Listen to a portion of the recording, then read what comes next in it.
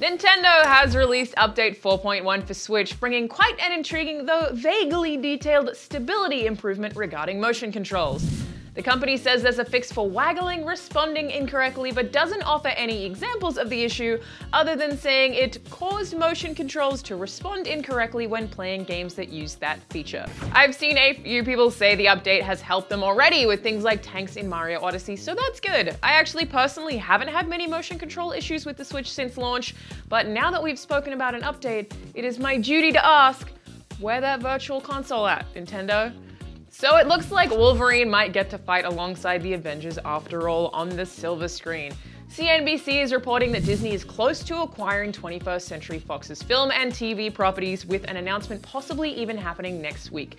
We've been hearing about this for a while, but I think this is the closest we've had to confirmation so far, prior to it, actually happening.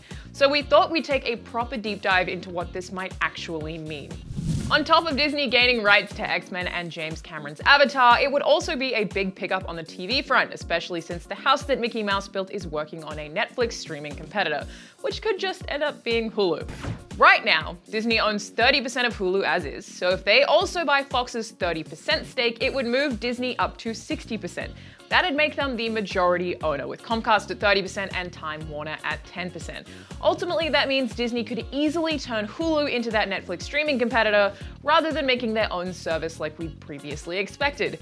Hulu is still significantly smaller than Netflix and Amazon, but having Disney as a clear owner will probably help them a whole lot with basic business functions like making decisions. It would be easier for them to focus on growing Hulu up more than to grow a new service entirely too, and that original exclusive Disney content won't hurt. But onto the topic of what happens to R-rated franchise like Deadpool and Alien, because this is important.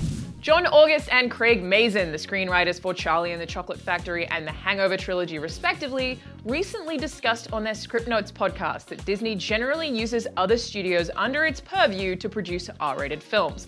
Studios like Touchstone and Hollywood Pictures have worked on more adult content because those brands seemingly let Disney push boundaries without tarnishing that family-friendly image. Meaning if Disney does acquire Fox, they could use this new powerhouse studio to continue producing standalone R-rated films like Deadpool and Logan without hurting Marvel Studios or Disney by association. Or so I hope.